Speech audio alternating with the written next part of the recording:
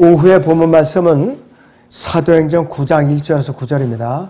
한편 사울은 여전히 주의 제자들에 대하여 위협과 살기를 내뿜으며 대제사장에 가서 다마스커스의 여러 회당에 보낼 서신을 청하니 이는 그가 이 도에 속한 자를 보면 남자든지 여자든지 잡아서 예루살렘으로 데려오려 함이더라. 그가 길을 떠나 다마스커스에 가까이 왔을 때 갑자기 하늘로부터 한 줄기 빛이 그를 둘러 비추는지라. 그가 땅에 엎드려 그에게 말하는 음성을 들으니 사울아 사울아 네가 왜 나를 박해하느냐고 하시더라. 그러자 그가 말하기를 주여 당신은 누구시니까 라고 하니 주께서 말씀하시기를 나는 네가 박해하는 예수라. 가시채를 걷어차는 것이 네게 고통이라고 하시더라.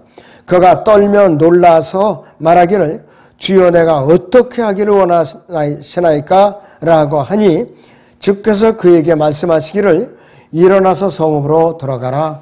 그러면 네가 행해야 할 일을 네게 일러주리라고 하시더라. 한편 그와 동행하던 사람들은 음성은 드러나 아무도 보지 못한 채 말없이 서 있더라. 사울이 땅에서 일어나 눈은 떴으나 아무도 보지 못하는지라. 동행자들이 그의 손을 이끌고 다마스커스로 데려갔더라. 그가 사흘 동안을 보지 못하고 또 먹지도 못하고 마시도 아니하더라 그랬습니다. 오후의 주제는 가시채입니다. 가시채. 영어로는 더 프릭스를 PRICKS 프릭스입니다. 네, 가시채라고 그랬죠 제가. 그래서 이 가시채는요 굉장히 고통스러운 거예요. 그래서 이 사울이 살기가 등등해가지고 이 대제사장에 가가지고 대제사장들을 찾아서 팔레스타인에 가서 글로 피난 간 그리스도인들을 잡아오려고 허가장을 받으러 이제 갔어요. 허가장이 아니라 그 체포영장이에요. 사도행전 8장 1절을 보겠습니다. 사울은 그를 죽이는 것에 찬동하더라. 그때 예루살렘에 있는 교회에 큰 박해가 가해졌으니 사도들을 제외한 모든 사람이 유대와 사마리아 전 지역으로 흩어지더라. 그렇게 사울이 잡으러 이제 쫓아다니게 생겼어요. 자, 그래서 이는 제자들을 채찍질하고 죽이고 감옥에 잡아놓고 다마스커스까지 가고 있는 중이에요. 그러니까 팔레스타인 밖으로 국경을 이탈해서 가고 있는 중이에요. 국경을 이탈해서. 자, 그래서 이 사건은 사도 바울이 생애 너무나도 중요한 사건이에요. 그렇기 때문에 사도 바울은 자기에게 중대한 국면을 맞이할 때마다 입을 열어서 이 장면을 회상해요. 사도행전 22장에서도 그렇고 또 사도행전 26장에서도 그렇고 또 고린도서 15장 8절에서도 그렇고 갈라디아서 1장 16절에서도 그렇게 이 장면을 연상을 하고 있어요. 이 사도행전 26장에서는 아그리파 왕 앞에서 그렇게 이제 증거하고 있어요. 고린도전서 15장 8절을 보겠습니다. 그리고 맨 마지막에는 달을 채우지 못하고 태어난 자 같은 나에게도 보이셨느니라 그랬어요. 사람으로 말하면 팔싹동이 8개월 만에 태어난 불완전한 아이라 이것이. 그리고 갈라디아서 1장 16절을 또 보겠습니다. 나로 하여금 이방 가운데 그를 전파하도록 내 안에 그의 아들을 계시하시기를 기뻐하셨을 때에 내가 즉시 혈과 육에 의논하지 아니하고 또 나보다 먼저 사도가 된 그들을 만나려고 예루살렘으로 올라가지도 아니하고 다만 아라비아로 갔다가 다시 다마스커스로 돌아가노라 그랬습니다. 여기서 아라비아는 신의 산을 말하는 것이에요. 신의 산. 예수 그리스도께서 결국은 사울을 궁지에 몰아넣었어요. 꼼짝달싹 못하게. 자, 스테판이 돌로 맞아 죽는 장면을 목격했고 돌로 치는 사람들이 옷을 갖다가 자기 발 앞에 놓고 맡아줬던 사람이라 이것이에요. 이 사도행전 7장의 54절부터 잠깐 보죠. 그들이 이런 말을 듣고 마음이 상하여 그를 향해 이르 가더라. 그러나 그는 성령으로 충만하여 하늘을 주시하여 우러러보니 하나님의 영광과 예수께서 하나님의 오른편에 서신 것을 보고 말하기를 보라. 하늘들이 열리고 인자가 하나님의 오른편에 서신 것을 보노라 하니 그때 그들이 큰 소리를 지르며 자기들이 귀를 막고 일제히 그에게 달려들어 그를 성읍 밖으로 끌어내어 돌로 치고 증인들은 겉옷을 벗어 사울이라고 하는 한 젊은이 발 앞에 놓더라 했습니다. 그들이 스테판을 돌로 치니 그가 하나님을 우려 말하기를 주 예수여 나의 영을 받아 주소서 하고 무릎을 꿇고 큰 소리로 부르짖기를 주여 이 죄를 그들에게 돌리지 마옵소서라는 이 말을 하고 잠드니라 그랬어요. 아주 의미심장한 장면이에요. 그래서 이 세상에서 예수님 다음으로 가장 위대했던 설교자인 이 바울의 양심은 사도행전 7장 이 장면을 이 상황에서 이 변화되기 전에 사울이 양심을 질타한 거예요. 그냥. 이때부터 사울이 마음에 찔림을 받은 거예요. 그때부터 선한 양심이 이제 더럽혀지기 시작한 거예요. 그때부터. 스테판은 돌에 맞아 죽었지만은 그는 아직 말하고 있어요. 셋째 하늘에서 아직 말하고 있어요. 스테판의 설교는 죽음으로 잠시 방해를 받았지만은 사울은 그 설교를 같이 들었을 거 아니에요. 들었으니까 어떻게 해요? 늘 위에서 뱅뱅 돌면서 계속해서 양심을 찌르는 거예요. 스테판의 설교가. 그러니까 괴로워서 견딜 수가 없는 거예요. 양심이 괴로워서 견딜 수가 없는 거예요.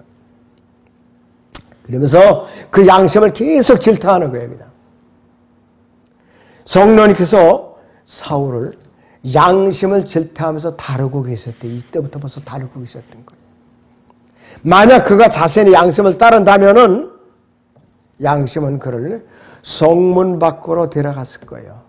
순교로 당했어야 마땅한데 하나님께서는 이 세상에서 이 변화된 바울의 인생을 갖다가 방향을 되돌려가지고 어떻게 되느냐 이겠어요. 하나님의 일꾼으로 쓰신 거예요. 갈라디아서 6장 14절을 보죠. 그러나 나에게는 우리 주 예수 그리스도의 십자가 외에는 결코 자랑할 것이 없나니 그로 인하여 세상인 나에게 십자가에 못 박히고 나도 세상에게 그러하니라 이랬어요. 바울로 변화되기 이전에 사울이 사악한 마음과 인생의 방향을 주님께서 돌이켜버렸어요. 되돌려버리셨어요. 양떼를 돌보던 모세를 부르신 것처럼 마태와 베드로가 열심히 자기 일을 하는데 가운데 부르신 것처럼 민수기 22장에서는 발람에게 명하신 것처럼 사울을 향해서 정면으로 달려가서 양심을 찔러버린 거예요. 그냥. 양심을 찔러버리신 거예요. 하늘에서 온 빛은 너무나도 강렬했던 거예요. 너무나도 강렬했어요. 해보다도 더 밝은 빛이었어요. 사도행전 26장 13절을 보죠. 오 왕이여 정오의 길에서 내가 보니 해보다 더 밝은 빛이 하늘로부터 나와 나의 일행을 두루비치더이다. 우리가 모두 땅에 엎드렸을 때 한 음성이 내게 말씀하시는 것을 들었는데 히브리어로 말씀하시기를 사울아 사울아 어찌하여 네가 나를 박해하느냐 가시체를 걷어 차는 것이 네게 고통이라 그랬어요. 사울을 변화시켜갖고 그에게 다가올 새로운 인생을 주님께서 준비하고 계시는 거예요. 사도행전 9장에서 봤어. 어떤 인생이냐? 골로새 3장을 보죠. 1절에서 3절을 봅니다. 그러므로 너희가 그리스도와 함께 살아났으면 위에 있는 것들을 구하라. 거기에는 그리스도께서 하나님의 오른편에 계시느니라. 위에 있는 것들에 너희 마음을 두고 땅에 있는 것들에 마음을 두지 말라. 이는 너희가 죽었고 또 너희의 생명이 그리스도와 함께 하나님 안에 감추어졌기 때문이라. 우리의 생명이신 그리스도께서 나타나실 때 그때 너희도 그와 함께 영광 가운데 나타날 것이기 때문이라 그랬어요. 사도 바울의 일성은 이제 셋째 하늘만을 바라보게 한 거예요. 셋째 하늘만. 이제 바리새인 중에 바리새인이요, 유대인이요, 베냐민 지파라 가말리엘을 분해서 어쩌고 저쩌고 이거는 이제 다 쓰레기 조각으로 주님께서 던져버리게 만든 것이. 자, 하늘에서 온 빛은 너무나도 강력하고 강렬하고 해보다 밝았기 때문에 사울은 바로 알았던 거예요. 바로 알았어요. 말씀을 정확하게 듣고 누가 말씀하시는 것을 바로 알았다 이거예요. 그런데 그 일행은 소리만 들었어요. 소리만. 그냥 소리만 들었어요. 누가 말씀하시는지 전혀 몰랐고 그 말씀도 알지 못했어요. 알 수가 없었죠. 이와 똑같은 일이요. 이런 현상이 요한복음 12장에도 있어요. 요한복음 12장의 28절에서 29절을 보죠.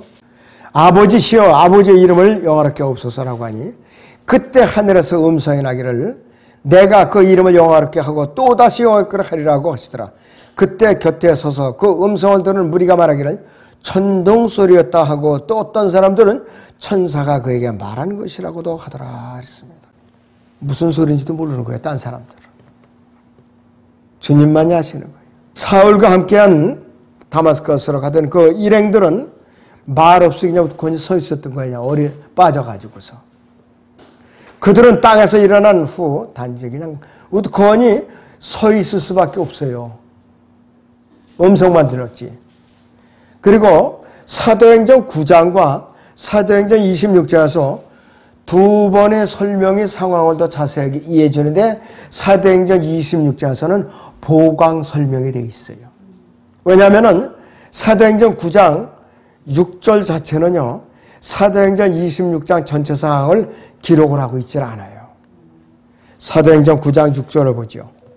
그가 떨며 놀라서 말하기를 주여 내가 어떻게 하기를 원하시나이까라고 하니 주께서 그에게 말씀하시기를 일어나서 성읍으로 들어가라. 그러면 네가 행해야 할 일을 네게 일러주리라고 하시더라 그랬어요. 자, 여기서 사도행전 26장 16절부터 18절을 보죠. 일어나서 네 발로 서라. 이는 내가 이 목적을 위하여 너에게 나타났음이니 네가 본 것과 내가 너에게 나타나게 될 일에 대하여 너를 일꾼과 증인으로 삼고자 함이라. 그 백성과 이방인들부터 너를 구해내어 이제 그들에게 보내서 그들이 눈을 뜨게 하여 흑암에서 광명으로 사탄의 권세에서 하나님께로 돌아서게 하며 그들로 죄사함을 받게 하고 내 안에 있는 믿음으로 거룩하게 된 사람들 가운데서 유업을 받게 하라는 것이라고 하였나이다. 있습니다. 17절에서 18절이 보강이 되어 있어요. 사도행전 9장 1절에서 이게 없어요. 그러니까 하나님께서 사울을 부르신 목적이 사도행전 9장 26장 17절 18절에서 아주 자세하게 나와 있죠. 그리고 사도행전 9장에서도 이 아나니아라는 선지자를 이제 가라 그랬더니 무서워서 벌벌 떠는 거예요. 그리스도인들을 박해하고 있는 사악한 자인데 제가 어떻게 가죠? 가라. 그러니까 갔어요. 그러니까 뭐라고 그랬느냐? 사도행전 9장 15절을 보죠. 그러나 주께서 그에게 말씀하시기를 네 길을 가라. 이는 그가 이방인들과 왕들과 또 이스라엘 자손들 앞에서 내 이름을 증거하기 위하여 내가 선택한 그릇임이라 그랬어요. 특별한 목적으로 부르셨다 이것이. 자, 다시 사도행전 9장 5절의 하반절을 보죠. 나는 네가 박해하는 예수라 가시체를 걷어 차는 것이 네게 고통이라 그랬어요. 가시체라는 말이 영어로 the pricks, P-R-I-C-K-S. 이것이 헬라어에서는 뭐라고 그러냐? 켄트라라고 돼 있어요. 켄트라. 자, 여기서 가시체라는 말이야. 단어의 의미가요. 동사로 말하면 켄테오라고 그래요. 찌르다, 또 뾰족한 끝, 쏘는 살. 요한계시록 9장 10절에서는 쏘는 살이라고 그래요. 이 단어가. 또 가시, 자극물, 꼬챙이 이런 의미예요. 은유적인 의미로는 죽음에 대해서 파괴시키는 힘, 치명적인 독 이런 걸로 나타내고 있어요. 고린도서 15장 55절에서 56절을 봅니다. 오 사망아 너희 쏘는 곳이 어디 있느냐? 오 음부야 너희 승리가 어디 있느냐? 사망에 쏘는 것은 죄요, 죄의 능력은 율법이라 그랬습니다. 여기에 나온 헬러 단어가 사도행전 9장 5절에 나오는 그 가시체 그 헬러 단어하고 똑같아요.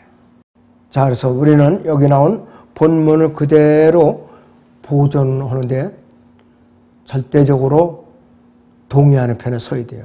왜냐하면 만약 주여 내가 어떻게 하기를 원하나이까? 요 질문이 앞에 없었다면은 어떻게 되느냐? 무엇을 해야 할지 물은 것이 대상이 누구인가? 나타날 수가 없는 거예요. 불명하지 않아요. 주여 내가 어떻게 하기를 원하시나이까? 그렇게 했단 말이에요. 물어본 대상이 사울이라 이것이에요. 사도행전 9장 5절에서 나는 네가 박해하는 이스라엘 했어요. 그렇다면 벌써 사도행전 9장에서 사울이 설기등등하게 다마스커스로 그리스도인들을 체포하러 그 당시에는 예수 그리스도의 몸인 교회가 존재하고 있었던 거예요. 언제? 오순절에 벌써 교회가 형성되어 있었던 거라 이것이. 사울은 그 몸의 지체들을 박해하고 있었던 거예요. 사울아 네가 왜 나를 박해하느냐 이것이. 가시체를 걷어 차는 것은 이게 고통이라고 그랬어요.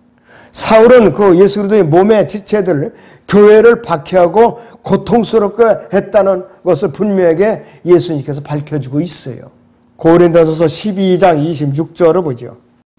만일 한 지체가 고통을 받으면 모든 지체가 그와 함께 고통을 받으며 만일 한 지체가 영광을 얻으면 모든 지체가 함께 기뻐하느니라 그랬어요.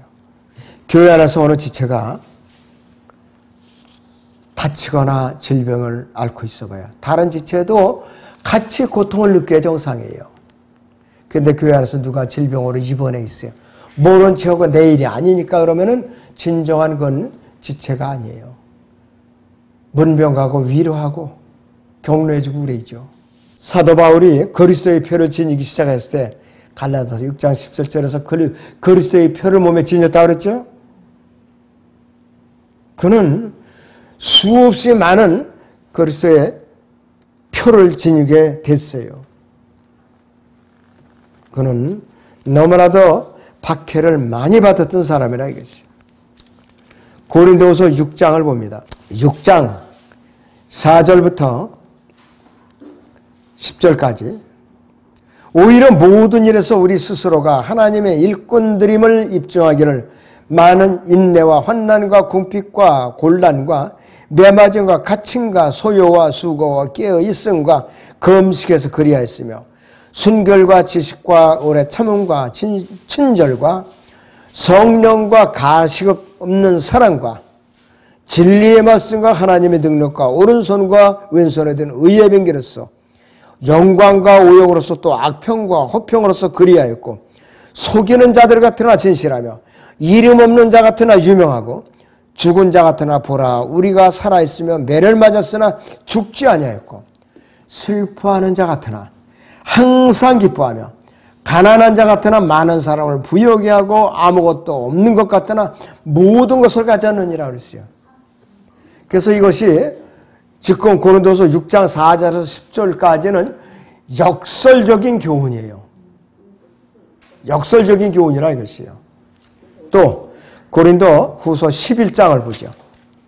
23절 하반절부터 보죠. 내가 더 많이 수고하였고 매도 헤아릴 수 없이 맞았고 더 빈번히 감옥에 갇혔고 죽을 고비를 여러 번 당하였으니 유대인들로부터 40에 하나 뺀 매를 5번이나 맞았고 3번 몽둥이로 맞았으며 한 번은 돌로 맞았고 3번 파선을 당했는데 하룻밤과 낯을 깊은 바다에서 보냈으며 여러 번 여행하는 중에 강의 위험과 강도의 위험과 동족으로부터 위험과 이방인들로부터 위험과 성읍에서의 위험과 광야에서의 위험과 바다에서의 위험과 거짓 형제들 가운데서의 위험을 당했으며 수고하고 애쓰며 자주 깨어 있고 배고프며 목마르고 자주 금식하며 춥고 헐벗으노라 그랬어요. 사울이 바울로 변화돼서는 이렇게 고난을 견디는 거예요. 사울은 다마스커스를 가면서 아주 살기가 등등했어요. 분이 넘쳐가지고서 가시체를 갖다 열심히 걷어차고 있었다 이거예요. 하나님의 몸의 지체를 열심히 걷어차고 있었다 이것이에요. 농부가 막대기로 황소가 말을 안 들으면 그냥 엉덩이 두드려 패요. 심지어는 옆구리 쿡쿡 찔러요. 곱뼈를 잔뜩 잡고. 그래서 주님의 몸을 막 찔렀던 거예요. 자, 사울은 도대체가 아나무인격으로 기고만장해가지고 가장 예수님의 몸에다 박해를 가했다 이것이. 사도행전 23장 1절을 보죠. 그때 바울이 공회를 주목하며 말하기 형제 여러분 나는 이날까지 하나님 앞에 온전히 선한 양심으로 살아왔느라고 하자 그랬어요. 온전한 양심을 갖고 살아왔다고 이제 증거했었다 이것이에요. 그런데 하나님께서 사울을 바울로 변화시킨 거예요. 그러면서 난파하던 선박 안에서 로마로 압송되어 가는 파손된 배 안에서 주님께서는 뭐라고 격려를 하였느냐 이것이.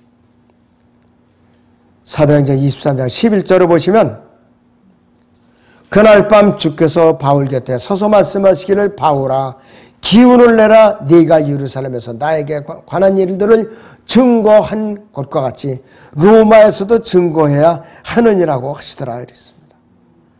그러면서 사도 바울이 로마에 무사히 도착하도록 백부장의 마음을 움직여서 제수도를 죽이지 못하게 했어요. 각자 널판지를 의지해서 건너가다 헤엄치든 간에 다 육지로 상륙을 시켜놨다 이것이. 난파된 배 자체에서는 그 백부장도 사도 바울에서 목숨이 왔다 갔다 한 거예요. 그 당시에는.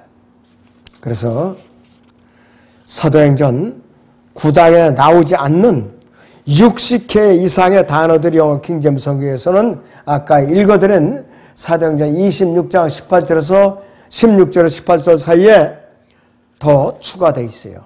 사도행전 9장에 나오지 않는 단어들이. 만약에 사울이 사도행전 22장 10절과 사도행전 9장에서 기록된 질문을 하지 않았다면 주여 내가 어떻게 하기를 원하시나이까? 이 질문을 하지 않았다면 사도행전 26장 16절에서 18절에 나오는 60개가 되는 이 단어들이 무엇에 대한 답변인가? 이거를 증명할 길이 없는 거예요. 사도행전 9장 8절에서 사울이 땅에 쓰러졌다가 눈이 먼 채로 땅에서 일어났어요. 꼼짝달싹 못하는 게 앞이 보여야죠. 그리고 3일 동안 금식을 하고 드러누워 있었죠. 3일간 사울이 눈이 먼 상태로 드러누워 있었다는 것은 BC 천년경에 솔로몬으로부터 예수 그리스도의 초림까지 자 3000년간 그 기간의 예표예요. 3000년간의 예표라 이것이. 이 동안에 이스라엘은 배교에서 포로로 잡혀갔죠. 북왕국은 아시리아로 포로로 잡혀갔고 남왕국 유다는 바빌론 포로로 잡혀갔어요.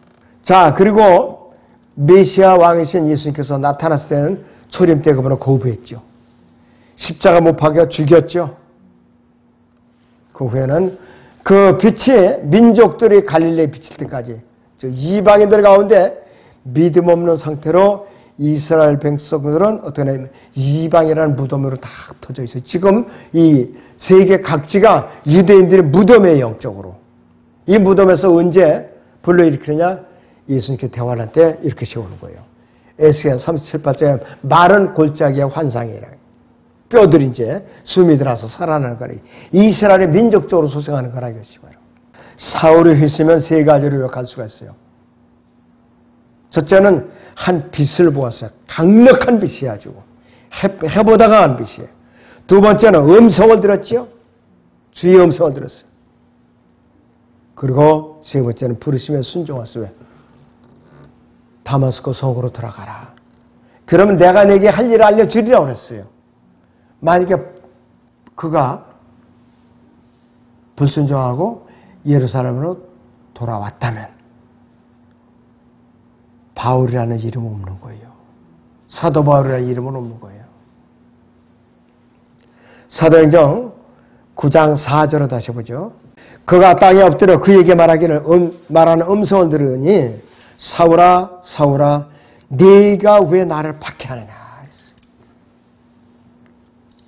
네가 왜 나를 박해하느냐 그랬어요. 이건 뭐냐, 그리스도의 몸이 이미 벌써 존재하고 있다는 것을 사울로 하여금 입증하게 한 거예요. 하나님께서. 사울이 그리스도인들을 박해하고 시리아까지 체포영장을 갖고 살기등등하게 가는 과정에 있었던 건 뭐냐, 예수 그리스도의 몸에, 주님의 몸에 그리스도인들을 잡아오고 감옥에 가두고 박해한 것은 예수님을 박해한 거나 똑같은 거예요. 예수님은. 그러니까 네가 왜 나를 박해하느냐 이런 거예요.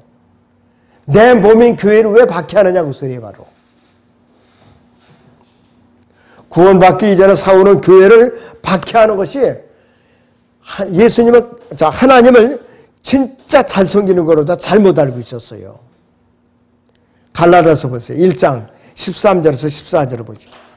너희는 내가 유대교에 있었을 때의 내 행세를 들었거니와 나는 하나님의 교회를 몹시 박해하였으며 황폐시켰고 나의 동족 가운데서 많은 동년배들보다도 유대교를 믿는 일에 앞서 있었으며 내 조상들이 전통을 지키는데 더욱더 열성을 내하느니라 그랬어요. 교회를 박해하는데 아주 열심히 했었다고 그랬어요. 교회를 박해하는데. 그러한 사울을 바울로 변화시켜서 위대한 사도로 쓰시는 하나님의 놀라운 능력에 우리는 감탄하지 않을 수가 없어요. 너무나도 감탄하지 않을 수가 없다 이것이요. 전능하신 분의 역사가 아니면은 이것은 불가능한 일이에요. 빌립보서 3장 6절을 보지요. 열성으로 말한다면 그랬어요. 열성으로 말한다면 교회를 박해하고, 열성으로 말한다면 교회를 박해하고, 율법의 의로 말한다면 그 흠이 없음이라. 자기가 완전 무결했었다 이거야 한마디로. 자, 그런데 사도 바울은 사울이 주님을 만난 이후에 새 사람으로 변화를 받았어요. 그는 어떻게까지 낮아졌느냐. 디모데전서 1장 15절을 보겠습니다. 그리스도 예수께서 죄인들을 구원하시려고 세상에 오셨다는 이 말씀은 신실하며 온전히 받아들이기 합당하도다. 죄인들 중에서 내가 우두머리라 그랬어요. 처음에는 바울서서는 인사말 할 때마다 하나님의 부르심을 받아 내가 사도로 부르심을 받았다고 그랬어요. 하나님에 의해 내가 사도로 부르심을 받았다고 그랬는데 그 다음부터는 이제 하나님의 종으로 낮췄다가 이 디모데서 1장 15절에서는 죄인들 중에 내가 우두머리라고 그랬어요. 예수님께서는 7단위까지 낮으셔서 하나님의 보좌 오른편에서 십자가에까지 7단계를 낮춰졌어요. 근데 바울은 죄인들 중에 내가 괴수라고 그랬어요. 우두머리라고 그랬어요. 자, 예수 그리스도께서 사울을 부르셔서 바울로 이름을 바꾸시고 변화시키신 목적이 있어요. 골로새 1장을 보죠. 24절에서 25절. 이제 내가 너희를 위하여 받는 나의 고난들을 기뻐하고 또 그리스도가 고난받으신 이후에 있는 것을 그의 몸인 교회를 위하여 내 육신에 채우노라. 너희를 위하여 내게 주신 하나님의 경륜을 따라 하나님의 말씀을 이루려고 내가 일꾼이 되었노라. 자, 그래갖고 사도 바울을 통하여 신구약 전체를 통해서 어떤 선지자나 예언자나 사도나 제자에게 아무데도 알려주지 아니하였던 교회의 신비를 계시해 주신 거예요. 교회의 신비. 에베소서 3장 10절에서 11절을 보죠. 이는 이제 교회를 통하여 천상에 있는 정사들과 권세들에게 하나님의 다양한 지혜를 알게 하려는 것이라. 이것은 하나님께서 그리스도 예수 우리 주 안에서 계획하신 영원한 목적에 따른 것이라 그랬어요. 그리고 6절에 보시면은 이는 이방인들이 복음을 통하여 그리스도 안에서 공동 상속자가 되고 한 몸이 되며 그의 약속에 동참자가 된다는 것이라 그랬어요. 약속의 동참자. 이러한 목적으로 주님께서는 사울을 바울로 변화시킨 거예요. 그건 부르신 목적이라 이것이죠. 자, 그래서 사도 바울은 자기가 어떠한 직분을 가졌느냐고 고백하느냐 하면 디모데 후서 1장 11절을 보겠습니다. 이를 위하여 내가 이방인들이 전도자와 사도와 교사로 임명을 받았느니라 그랬습니다. 그런 여인은 내가 이러한 고난을 당하다 부끄러워하지 아니하노니 이는 내가 믿은 분을 알고 내가 위탁한 것을 그날을 대비하여 그분께서 능히 지키실 줄을 확신함이라 그랬어요. 전도자와 사도와 교사로 부르심을 받았다고 그랬어요. 자, 이와 같이 평생을 고난의 사도로서 예수 그리스도를 증거하고 또 섬기다가 로마 제국의 폭군 내려에 의해서 참수형을 당한 것이 바울을 향한 주님의 뜻이었었어요. 그래서 가시체, 즉 교회를 열심히 박해하였던 사울도 예수님께서 그분의 그릇으로 사울이라는 이름으로 바꿔주시고 빚으셔가지고서 전능하신 저 일꾼으로 쓰는 전능하신 하나님이에요. 우리는 그분의 은혜와 그분의 섭리의 능력에 감사를 드려야 됩니다.